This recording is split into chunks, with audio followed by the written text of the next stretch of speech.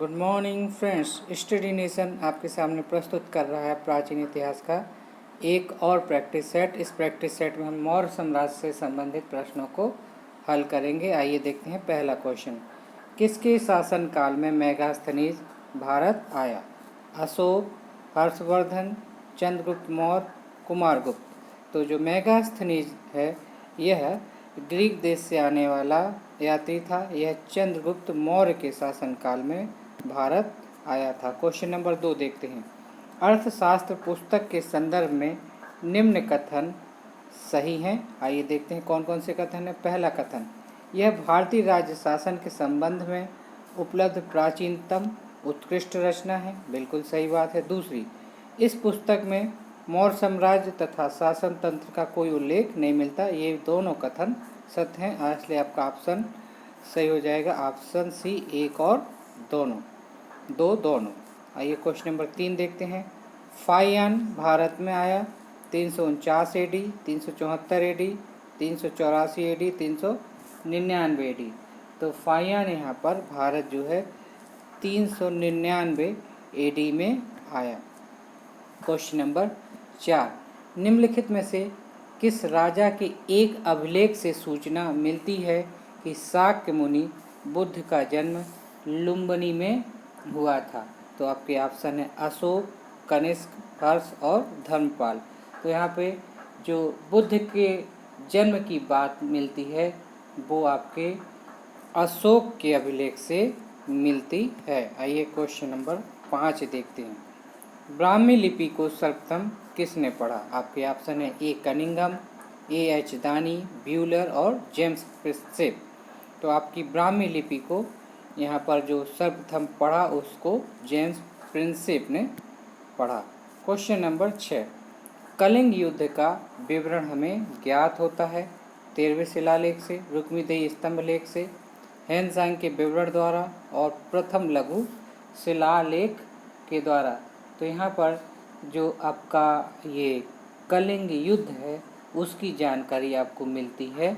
आपको ऑप्शन हो जाएगा ऑप्शन ए, 13वें शिलालेख द्वारा मिलती है। क्वेश्चन नंबर 7 देखते हैं। निम्नलिखित अभिलेखों में से किसमें अशोक के नाम का उल्लेख हुआ है? तो यहाँ पर आपके जो अभिलेख हैं गुर्जरा, अहरोरा, ब्रह्मगिरी, सारनाथ। तो अशोक के जो नाम का उल्लेख हुआ है वो गुर्जरा जो है अभिलेख में हुआ है। आइए अगला क्वेश्चन देखते हैं। क्वेश्चन नंबर 8, अशोक द्वारा स्थापित सबसे सुरक्षित स्तंभ है? आइए ऑप्शन देखते हैं। लौरिया नंदनगढ़, सांची, सारनाथ, कौशाम्बी। तो अशोक द्वारा जो सबसे सुरक्षित स्तंभ है वो है लौरिया नंदनगढ़। आइए क्वेश्चन नंबर 9 देखते हैं। पत्थर पर प्राचीनतम शिलालेख किस भाषा में थे? ऑप्शन है पाली, संस्कृत, प्राकृतिक और ब्राह्मी। तो यहाँ पे आपका ऑप्शन सही हो जाएगा ऑप्शन सी, प्राकृतिक भाषा में थे। क्वेश्चन नंबर 10, वह स्थान जहाँ प्राक अशोक ब्राह्मी लिपि का पता चला है? तो यहाँ पर आपके ऑप्शन है नागार्जुन कोंडा, अनुराधापुर, ब्रह्मगिरी, मास्की।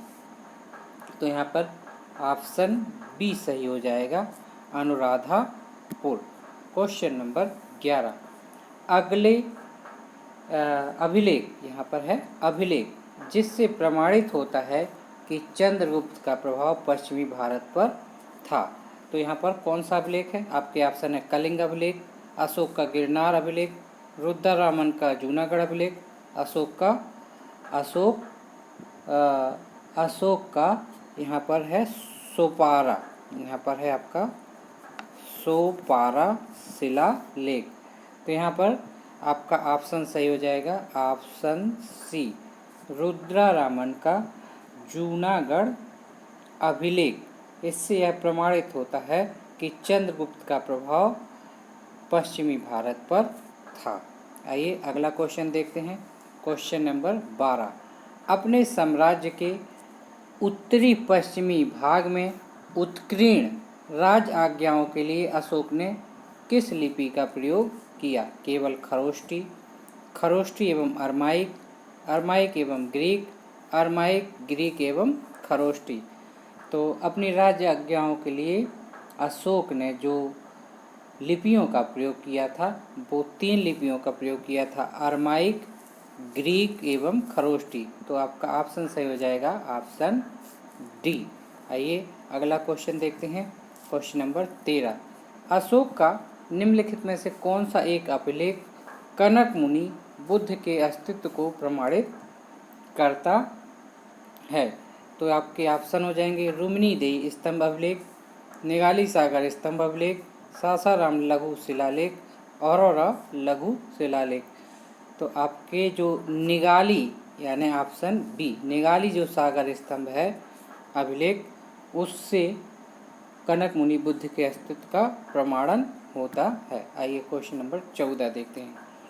किस शिलालेख में अशोक ने अल्प व्यय तथा अल्प संग्रह को धर्म का अंग माना?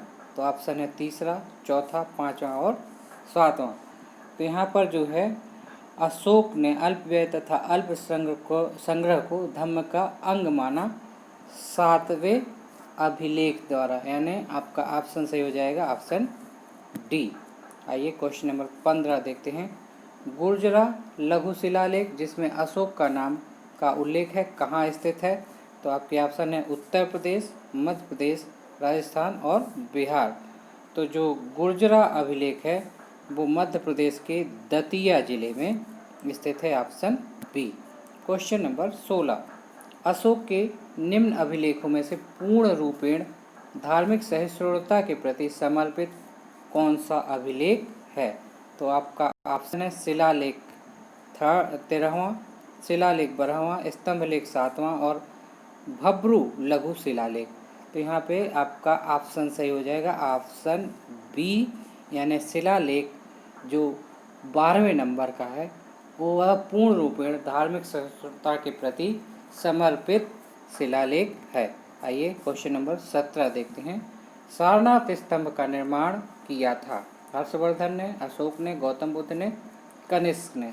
तो जो सारनाथ स्तंभ का निर्माण किया था वो किया था अशोक ने। क्वेश्चन नंबर 18 देखते हैं। इलाहाबाद में अशोक स्तंभ किस शासक के बारे में सूचना प्रदान करता है? तो जो इलाहाबाद में अशोक स्तंभ है वह देखते हैं किसके बारे में सूचना प्रदान करता है। तो आपके ऑप्शन है चंद्रगुप्त मौर्य, चंद्रगुप्त प्रथम, चंद्रगुप्त द्वितीय, समुद्रगुप्त। तो इलाहाबाद में जो अशोक स्तंभ है वो समुद्रगुप्त के बारे में सूचना प्रदान करता है। चलिए आगे बढ़ते हैं, क्वेश्चन नंबर 19 देखते हैं। सार्थवाह किसे कहते हैं? दलालों को, व्यापारियों के काफिले को, महाजनों को, तीर्थयात्रियों को।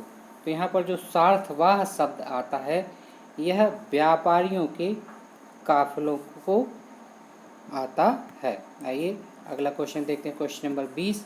राजुक थे चोल राज्य के व्यापारी, मौर्य शासन में अधिकारी, गुप्त साम्राज्य में सामंत वर्ग, शक सेना में सैनिक। तो ये जो राजुक शब्द है ये जो है आपका मौर्य शासन में अधिकारी के लिए प्रयोग किया जाता था। Question number 21। मौर्यन मंत्रिपरिषद में निम्न में से कौन राजस्व इकट्ठा करने से संबंधित था? तो आपके ऑप्शन है समाहर्ता, व्यावहारिका, अन्यपाल और प्रदेष्टा। तो जो मौर्य मंत्रिपरिषद में था राजस्व इकट्ठा करने के लिए उसको हम कहते थे समाहर्ता। आइए क्वेश्चन नंबर 22 देखते हैं। अर्थशास्त्र के अनुसार सीता भूमि का अभिप्राय है। तो आपके ऑप्शन है ना जोती जाने वाली, अनुपयोगी भूमि, ब्राह्मणों के स्वामित्व वाली भूमि, नंबर 3 जनजातियों द्वारा जोती जाने वाली भूमि और चौथा था वनी भूमि। तो यहाँ पर जो आपका ऑप्शन सी है यानी जनजातियों द्वारा जो जोती जाने वाली भूमि होती है उसे ही सीता भूमि कहा जाता है। आइए क्वेश्चन नंबर 23 देखते हैं। अशोक का समकालीन तुर्मय कहाँ का राजा था? आपके ऑप्शन है मिस्र का, कोरिंथ का, मैसिडोनिया का, आपका सीरिया का। तो अशोक का जो समकालीन राजा था तुर्मय वो आपका मिस्र का राजा था, ऑप्शन ए सही हो जाएगा। Question number 24। मकदूनिया में अशोक का समकालीन राजा कौन था? आपके ऑप्शन है एंटियोकस द्वितीय, एंटीगोन गोंटास, मगस और टालमी द्वितीय। तो मकदूनिया में अशोक का जो समकालीन राजा था वो था आपका ऑप्शन बी यानी एंटीगोन पोंटास। क्वेश्चन नंबर 24 और इस प्रैक्टिस सेट का अंतिम क्वेश्चन, टालमी फिलाडेल्फस जिसके साथ अशोक के राजनयिक संबंध थे कहाँ का शासक था? आपके ऑप्शन है साइरिन, मिस्र, मकदूनिया, सीरिया। तो जो टॉलमी फिलाडेल्फस था ये जो है आपके मिस्र का राजा था, यानी ऑप्शन बी सही हो जाएगा थे। तो ये थे आज के प्रैक्टिस सेट के 25 क्वेश्चन। फ्रेंड्स, अगर स्टडी नेशन अच्छा लग रहा है तो उसे सब्सक्राइब करिए, अपने व्हाट्सएप ग्रुप में जो पढ़ने वाले ग्रुपों में शेयर करिए। आपके लाइक्स, आपके जो है कमेंट्स हमें आगे वीडियो बनाने के लिए प्रेरित करते हैं। तो thanks for watching Nation Study Nation. Good bye.